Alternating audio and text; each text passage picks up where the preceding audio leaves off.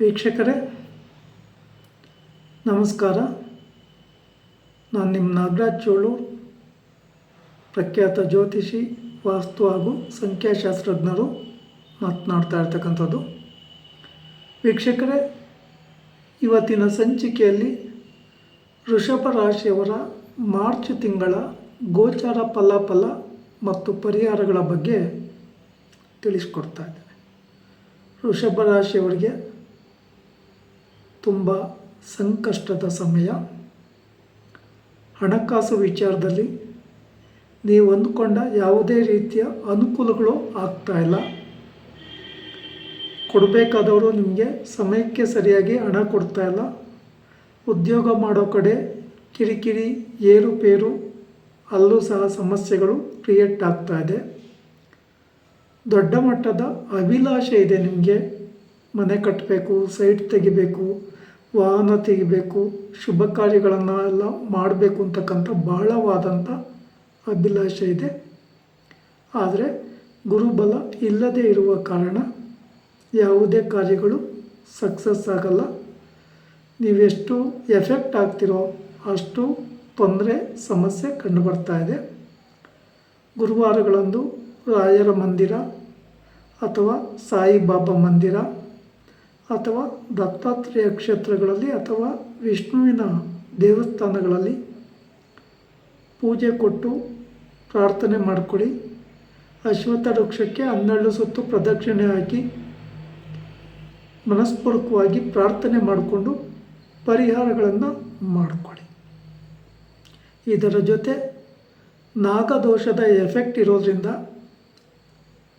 ಗಡಿಬಿಡಿಯ ನಿರ್ಧಾರದಿಂದ ಅಥವಾ ನಿಮ್ಮ ಸ್ನೇಹಿತರೋ ಆಪ್ತರೋ ಮಾತನ್ನು ಕೇಳಿ ದೊಡ್ಡ ಮಟ್ಟದ ಹಣವನ್ನು ಕಳೆದುಕೋಬೇಡಿ.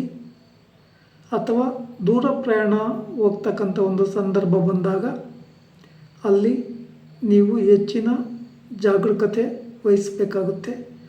ನಿಮ್ಮ ಹಣ, ಒಡವೆ, ವಸ್ತ್ರ ಇತ್ಯಾದಿಗಳು ಮಿಸ್ಸಿಂಗ್ ಆಗೋ ಸಾಧ್ಯತೆ ಇರೋದ್ರಿಂದ ತುಂಬ ಕೇರ್ಫುಲ್ಲಾಗಿ ಹ್ಯಾಂಡಲ್ ಮಾಡಿಕೊಳ್ಳಿ. ಸಾಧ್ಯ ಆದರೆ ಶ್ರೀ ಕ್ಷೇತ್ರ ಕುಕ್ಕೆ ಸುಬ್ರಹ್ಮಣ್ಯ ಕ್ಷೇತ್ರದಲ್ಲಿ ಸರ್ಪ ಸಂಸ್ಕಾರ ಶಾಂತಿ ಹೋಮ, ಆಶ್ಲೇಷ ಬಲಿ, ನಾಗ ಪ್ರತಿಷ್ಠೆಯನ್ನು ಮಾಡಿಸಿ. ಮಂಗಳವಾರ ಅಥವಾ ಶುಕ್ರವಾರ ರಾಹು ಕಾಲದಲ್ಲಿ ದೇವಿ ದೇವಾಲಯಗಳಲ್ಲಿ ಪೂಜೆ ಕೊಡೋದು ಬಹಳ ಉತ್ತಮ. ಗಣಪತಿ ದೇವರಿಗೆ ಗರಿಕೆ ಪತ್ರೆಯನ್ನು ಅರ್ಪಣೆ ಮಾಡಿ ಪೂಜೆ ಕೊಟ್ಕೊಂಡು ಹೋಗ್ತಾಯಿದ್ರು. ಅಥವಾ ಗಣಪತಿ ಅಷ್ಟೋತ್ತರ ಶತನಾಮಾವಳಿಯನ್ನು ಪಾರಾಯಣ ಮಾಡೋದ್ರಿಂದ ನೆಗೆಟಿವ್ ಕಮ್ಮಿ ಆಗುತ್ತೆ. ದೇವರುಗಳ ಮೇಲೆ ನಂಬಿಕೆ ಇಟ್ಕೊಳ್ಳಿ, ಶ್ರದ್ಧೆ ಇಟ್ಕೊಳ್ಳಿ. ಭಕ್ತಿಯಿಂದ ನಿಮ್ಮ ಕಷ್ಟ ನಿವಾರಣೆಗೆ ಪ್ರಾರ್ಥನೆ ಮಾಡ್ಕೊಳೋದು ಬಹಳ ಉತ್ತಮ.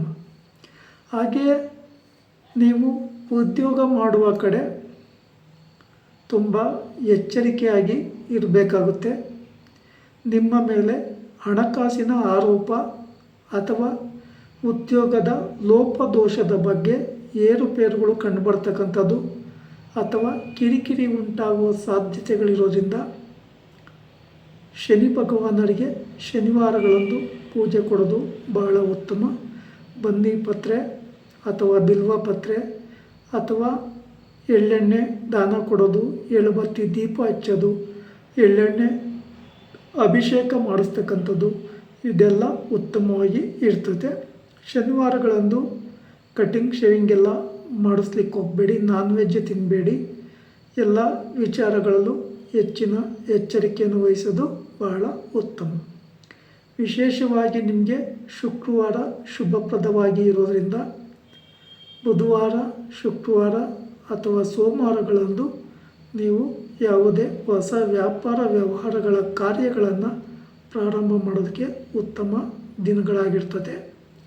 ವಿಶೇಷವಾಗಿ ಉತ್ತರ ದಿಕ್ಕನ್ನು ಆಯ್ಕೆ ಮಾಡಿಕೊಂಡ್ರೆ ಬಹಳ ಉತ್ತಮ.